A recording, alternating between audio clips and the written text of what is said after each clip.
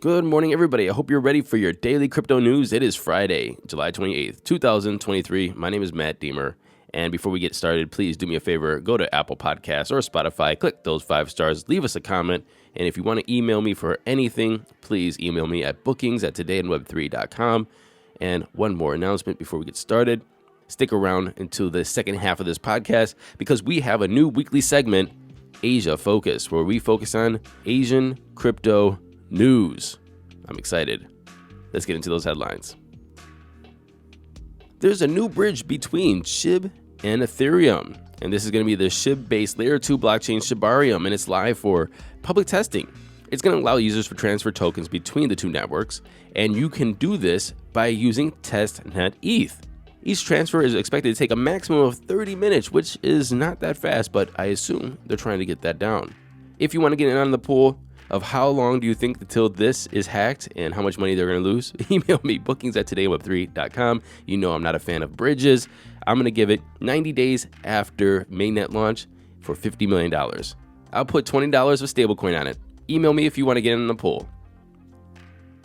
Oh, George Santos. Well, you guys know George Santos. He's a representative from Long Island, New York, and he's a first-term member of the House of Representatives. Well, you know, he's under indictment for 13 felonies, including allegedly embezzling contributions from supporters, fraudulently collecting unemployment checks, and lying in his House disclosures. His House disclosures, meaning his financial disclosures. If you run for Congress, you have to tell everybody about all your money and all of your hodlings and your assets and so on and so forth. Allegedly, he lied about that. But did you know he was also a Nigerian prince? Well, not really. He was actually representing a Polish prince, but anyway, just give me a second. According to a campaign donor, Santos and 2 other people approached him claiming that there was a wealthy Polish citizen who wanted to buy cryptocurrency but couldn't because their assets were frozen. And they wanted the donor to create an LLC to help them gain access to the funds. Santos and associates then asked the donor to sign a non-disclosure agreement. And then when the donor asked for changes to the agreement, the talks ended there. The moral of the story is, don't fall for Nigerian prince schemes. Optimism has surpassed its rival Arbitrum in the amount of daily transactions for the first time in 6 months. The score is now Optimism, 844,290 transactions compared to Arbitrum's total 630,534 transactions. You're probably asking, why? Well, it can be attributed to the release of Worldcoin. Worldcoin now has more than 250,000 hodlers, and that's following an airdrop that rewarded users for having their eyes scanned at select locations around the world. Nothing dystopian about that. Moving over to Ukraine, Ukraine has racked up around $225 million worth of donations in cryptocurrencies alone. That's just a small part of the billions of dollars that Ukraine has raised in fiat, but the crypto contributions have helped in buying ammunition, medical equipment, and other crucial supplies. The monthly donations, however, have stagnated since late 2022, never raising more than around $10 million a day. The number one month for crypto donations was March of 2022, reaching almost $100 million, and then it rapidly declined since then. Now I know you're wondering, what cryptos were they donating? Well, 83 million came in USDT, 79 million came in ETH, 41 million in Bitcoin, Polkadot accounts for 8 million, 7 million in BUSD, and 7 million in all the others. In these modern times, people are more and more alone, and less people are finding a significant other. Well, now, thanks to Andreessen Horowitz, you can dust off your Dusty Johnson and you can build your own AI girlfriend. Andreessen Horowitz just uploaded a tutorial to GitHub outlining how to create a customizable AI companion with configurable personalities and backstories. You can guide your companion towards the ideal use case with the backstory you write and the model you choose. Andreessen Horowitz added a new character named Evelyn with a rousing backstory. She's described as a remarkable and adventurous woman who embarked on a captivating journey that led her through the vibrant worlds of the circus, the aquarium, and even a space station. Reaches for lotion and tissue. This is hot, isn't it? Along with Evelyn, if Evelyn isn't your cup of tea, you can choose among other pre-made personalities like Sassy Alex, the posh writer Sebastian, or even the corgi space dog. And if there's nothing to your liking in the pre-made personalities, you can simply create your own BFF from scratch. The creators of the Metaverse game, The Sandbox, Animoca Brands, they just plunged $30 million into a crypto, in air quotes, super app called Hi. And what is Hi, you might be asking? Well, Hi is a crypto and fiat financial app, and they announced that they have just launched the world's first debit card featuring NFT avatar customization powered by MasterCard. And eligible cardholders will be able to personalize the face of their card with an NFT avatar they verifiably own. And then you can use that debit card at more than 90 million locations worldwide where MasterCard is accepted. Not only do the NFT cards look amazing, says the co-founder of Hi, this is a great way for people to show which online community they belong to, but in the real world. The flexibility to spend fiat, stablecoins, and other crypto combined with the attractive financial and lifestyle rewards makes us confident that our card is a game changer in the market. I don't know why I'm so damn cynical today, but I'm going to bet against this. Anybody else want to take that bet as well? I have 2 bets going on in this podcast alone. Email me, bookings@todayinweb3.com. Now for our new section, Asia Focus with Sarah. Thank you, Matthew. Hello, everyone. Welcome to Asia Focus, a weekly section of daily crypto news. My name is Sarah, aka JK Remote. Asia Focus is a pilot episode for daily crypto news focused on delivering what's going on in the Asian crypto scene. Now, let's dive right in. I brought a long-awaited rise of Japanese blockchain scene.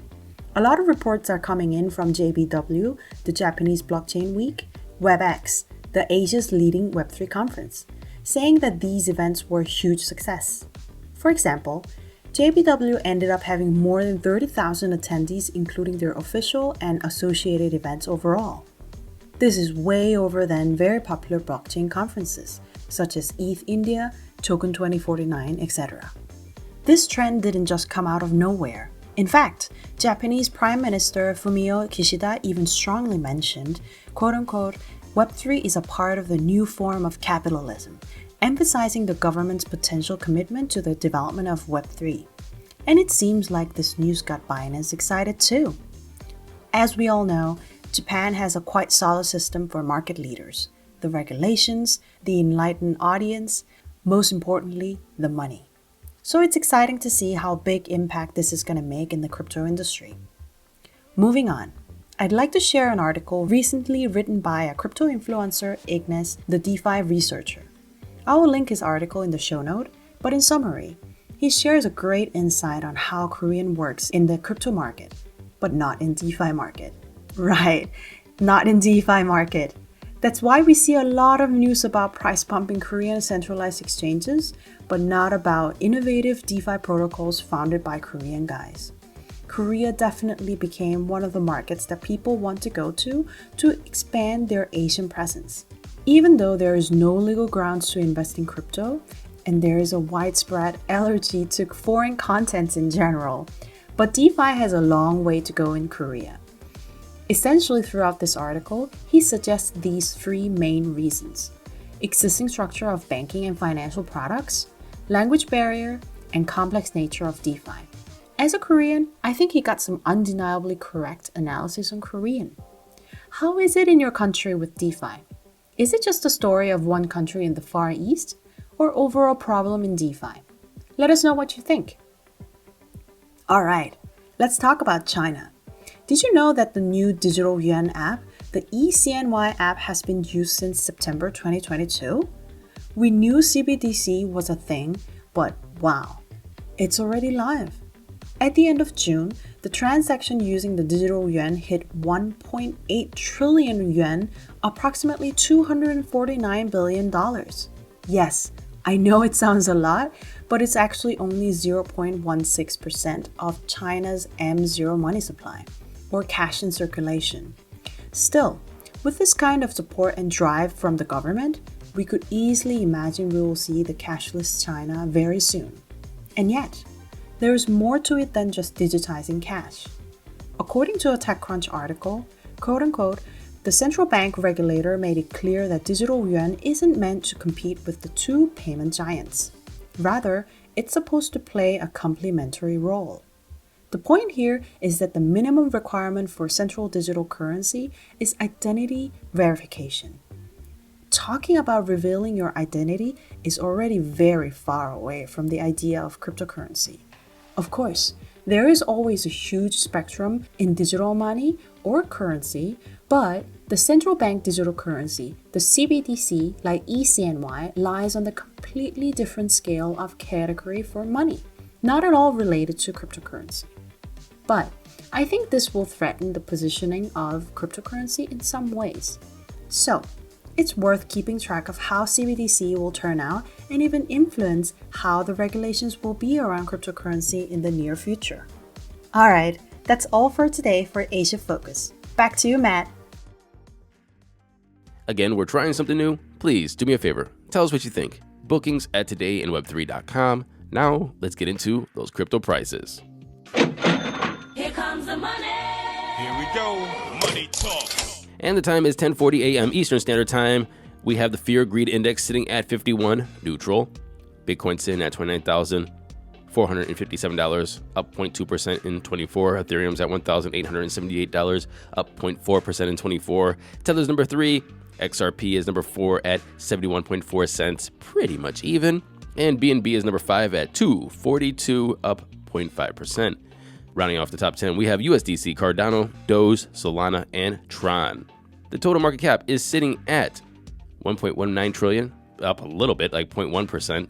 We have a BTC dominance of 48.2 and an ETH dominance of 19.1. And that was our show today. I hope that everybody has a great weekend, and go Guards. Until Monday, happy hodling, everyone.